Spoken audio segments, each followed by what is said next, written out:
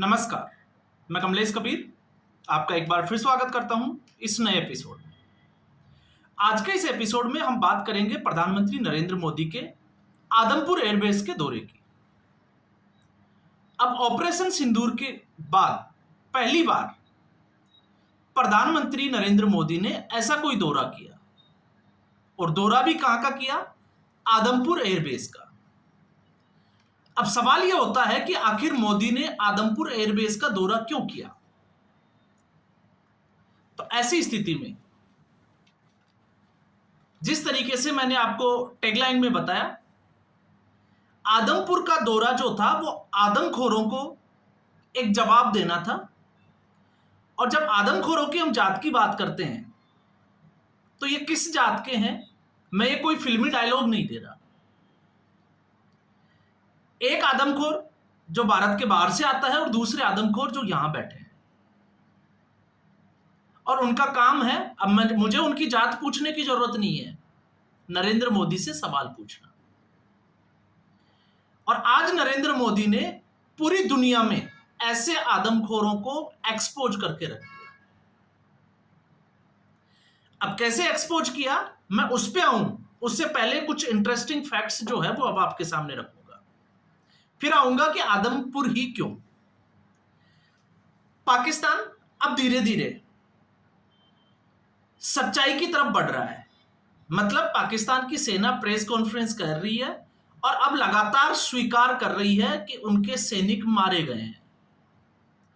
और एलओसी के ऊपर लगभग 35 से 40 जो हमारी प्रेस मीट हुई उसमें यह कहा गया था कि पाकिस्तान के इतने सैनिक मारे गए। तो अब आप सोचकर देखिए, एलओसी पे तो कोई इस तरीके का कोई लड़ाई की अगर हम बात करें, क्योंकि ये तो आसमान की लड़ाई चल रही थी, मिसाइल अटैक चल रहे थे, ड्रोन अटैक चल रहे थे। तो अगर पाकिस्तान के 35 से 40 अगर सैनिक एलओसी पर मारे गए हैं तो आप सोचकर देखिए कि उस मिसाइल से कितने मारे गए होंगे। और एक नहीं, ऐसे 11 एयरबेस को भारतीय सेना ने टारगेट किया, एयरफोर्स ने। और उसके बाद में जो पाकिस्तान अब तक बड़े बड़े दावे करता था, अब वो ये कहता है जी हमारे जो है वो जवान मारे गए। और जवानों में लिस्ट भी दी है उन्होंने, सेना के नहीं, एयरफोर्स के जवान भी जो है, जिसमें से एक तो उनका साइड जो है वो विंग कमांडर या कोई लीडर जो है, स्क्वाड्रन लीडर मारा गया है। तो आप सोच के देखिए कि एयरफोर्स का स्क्वाड्रन लीडर भी मारा गया है। दूसरा, पाकिस्तान के अगर न्यूज चैनल्स की बात करोगे तो पाकिस्तान के न्यूज चैनल्स जो लगातार भारत पर हमले की बात कर रहे थे, भारत में तबाही की बात कर रहे थे, अब वो कहने लगे हैं कि भारत की जो वहसीपन था या दहशतगर्दी से उनकी 8 खातूनें, महिलाएं और कुछ बच्चे जो है वो 30-35 के आसपास वो बता रहे हैं, आंकड़ा दे रहे हैं कि इतने बच्चे जो है वो मारे गए हैं। अब हम इसका थोड़ा सा उलट देखिए, भारत ने हमला किया तो भारत जो है वो दहशतगर्द है। भारत ने जो है वो हमला किया तो भारत जो है वो वैसी हो गया। तो आप सोच के देखिए, पाकिस्तान की जनता इस पूरी दुनिया में निर्दोष है, बाकी सब जो है वो दहशतगर्द है। तो पहलगाम में जो अटैक हुआ, जिन औरतों को जो है वो ये कहा गया कि मोदी को बता देना, जिन बच्चों के फादर को धर्म पूछकर मारा गया, तो वो निर्दोष नहीं थे। लेकिन वो निर्दोष नहीं थे, जो आतंकवादी मारे गए पाकिस्तान के, सिर्फ वही निर्दोष थे। और अब जो है वो ये सच्चाई अब धीरे धीरे जो है वो निकल कर आ रही है। और पाकिस्तान अब जो है वो मान रहा है कि उनके जो है वो फाइटर जेट भी मार गिराए हैं। और जिस तरीके से उनके जो रक्षा मंत्री हैं, आई थिंक ख्वाजा आसिफ कुछ ऐसे नाम है, जब वो ये कहते हैं कि शायद जो ड्रोन थे अगर हम उनको टारगेट करते, मारने की कोशिश करते, तो हमारा जो एयर डिफेंस सिस्टम है वो उसकी लोकेशन को ट्रैप कर लेते, पकड़ लेते, इसलिए हमने ऐसा नहीं किया। और फिर जब दोबारा पूछा गया तो उन्होंने कहा कि शायद भारत के पास कोई टेक्नोलॉजी ऐसी है कि ये जो है वो हमारी पकड़ में ही नहीं आ रहे। तो उस दिन भी हमने कहा था कि थोड़ा आप इंतजार करिए, जो प्रोपेगेंडा है वो ज्यादा समय तक टिकता नहीं है। और जब प्रोपेगेंडा ज्यादा समय तक नहीं टिकता है तो अब पाकिस्तान खुद स्वीकार कर रहा है प्रधानमंत्री शहबाज शरीफ ने खुद बोला है कि उनकी जो है वो सैन्य ठिकानों को टारगेट किया गया, चाहे वो नूर खान एयरबेस हो, चाहे वो सरगोदा का हो। और आपको पता होगा कि खबरें आ रही है कि किराना हिल्स के ऊपर जो है वो भारत ने मिसाइल दागी है।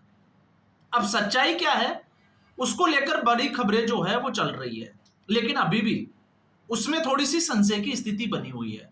लेकिन हाँ, जो भारत के डीजीएमओ ने और सेना की जो प्रेस मीट हुई थी, जिस तरीके से सैटेलाइट इमेजेस दिखाई गई, उससे यह साफ तौर से पता चलता है कि पाकिस्तान ने भारी तबाही देखी है उन 3 रातों में। तो अब इसलिए मैंने कहा कि आदमखोर क्यों कहा वो आप समझ गए होंगे। अब दूसरी उसकी एक प्रजाति जो है वो भारत में है, जो गोदी मीडिया को टारगेट कर रही थी। आपने देखा होगा रवीश कुमार जैसे, जिसको हम कहेंगे निठल्ले पत्रकार, जो एसी के कमरे में बैठकर अपने आप को टॉप समझते हैं पत्रकारिता की, उनका एक आकलन आप देखिएगा उस ऑपरेशन सिंदूर की जो एयर स्ट्राइक की गई थी उसके बाद का। वो लगातार जो है वो न्यूज चैनलों को टारगेट कर रहे थे। अब 3 दिन बाद में आज की स्थिति में जब मैं बात करता हूं तो आपको अंदाजा लगेगा, कुछ 1-2 चीजों को अगर हम छोड़ दें, क्योंकि मैं भी मानता हूं कि भारतीय मीडिया टीआरपी के लिए मुर्गे लड़ाता है। आपने देखा होगा कुछ नाजायज जो है वो इस तरीके की डिबेट रखता है, जिसमें कुछ चाहे वो हिंदू मुस्लिम हो या मुर्गे लड़ाने वाली बातें हो, लेकिन उस दिन भारतीय मीडिया ने जितनी जो रिपोर्टिंग की थी, 1-2 चीजों को, जैसे लाहौर का कब्जा या कुछ था, उसको हटा दें तो बाकी जो तबाही थी, जिसको लेफ्ट विंग के जो मीडिया थे वो गाली दे रहे थे, अब पाकिस्तान खुद उसको स्वीकार कर रहा है।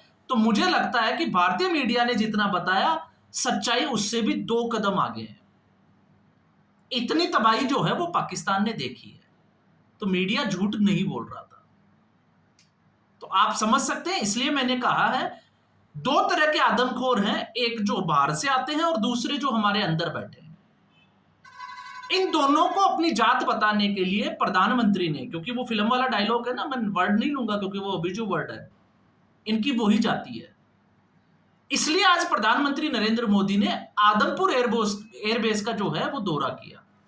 आदमपुर वही एयरबेस है जिसकी तस्वीरें दिखाकर पाकिस्तान लगातार चिल्ला रहा था कि हमने आदमपुर एयरबेस को उड़ा दिया। तो आज प्रधानमंत्री नरेंद्र मोदी वहां गए, और जब वहां गए तो कैमरा भी उनके साथ था।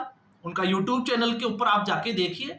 आप नरेंद्र मोदी के विरोधी है तो आप उसको एक बार छोड़ दीजिए, आप उस वहां का जो है वो व्यू देखिए उस एयरबेस का। वो गाड़ी लेकर जाते हैं, तो अगर आदमपुर एयरबेस को उड़ा दिया होता पाकिस्तानियों ने, तो क्या प्रधानमंत्री नरेंद्र मोदी वहां जाते? पहला सवाल आप खुद सोचकर देखिए। दूसरा,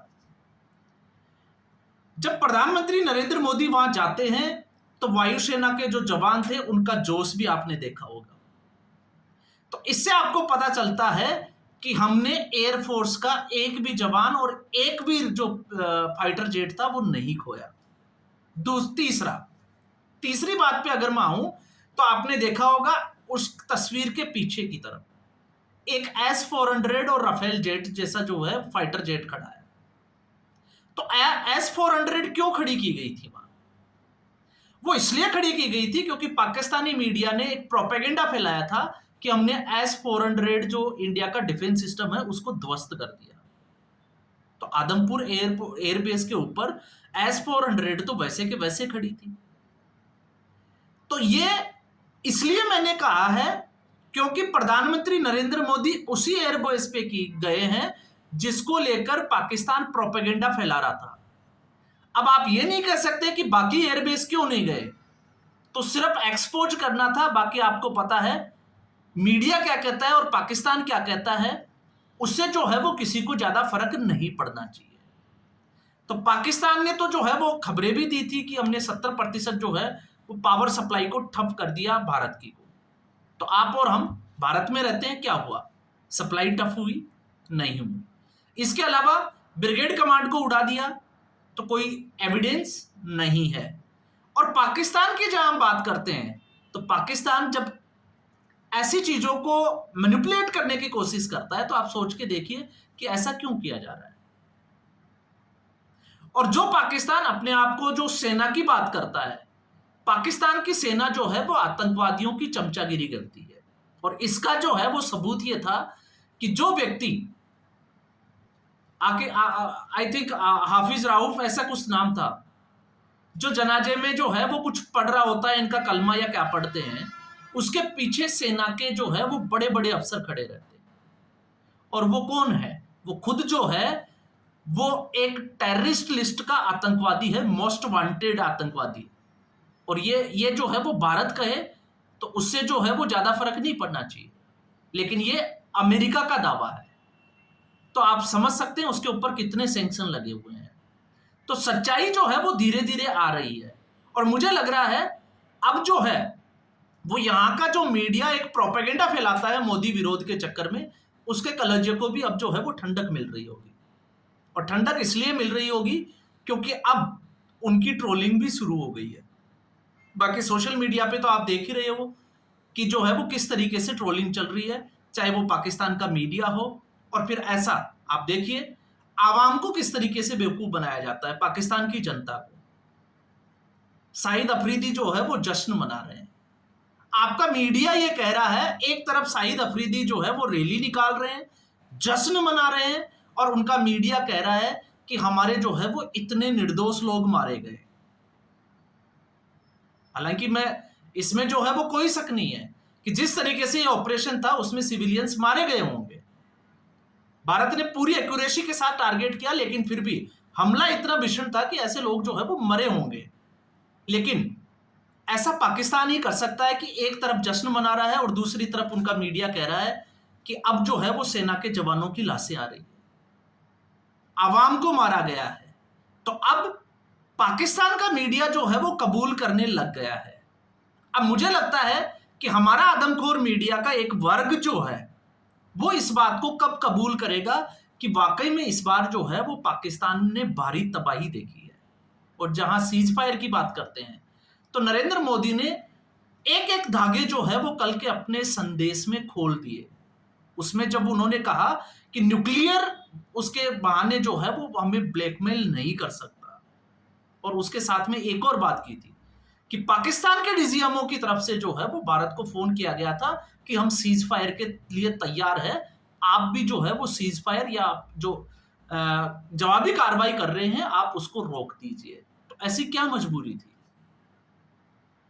तो आपको समझ में आएगा कुछ जो है वो आप हमें और आप लोगों को जो है वो ठंडे दिमाग से सोचना चाहिए, क्योंकि हम इतने जज्बाती और इतने संवेदनशील हो जाते हैं कि हमें जो है वो पीओके चाहिए, हमें पाकिस्तान को जो है वो नक्शे से मिटाना है। तो आप एक तरीके से डिप्लोमेटिकली और एक मेच्योर पर्सन के हिसाब से अगर आप सोचोगे तो आपको नजर आएगा कि दूध का दूध और पानी का पानी कहां और कैसे हो रहा है। तो इसलिए नरेंद्र मोदी ने आदमपुर एयरबेस ही चुना। वो और कहीं से भी मैसेज दे सकते थे, लेकिन वो सिर्फ इसलिए दिया क्योंकि उनको पता था कि एक प्रोपेगेंडा चल रहा है और इस प्रोपेगेंडा का जवाब जो है वो इसी तरीके से दिया जा सकता है।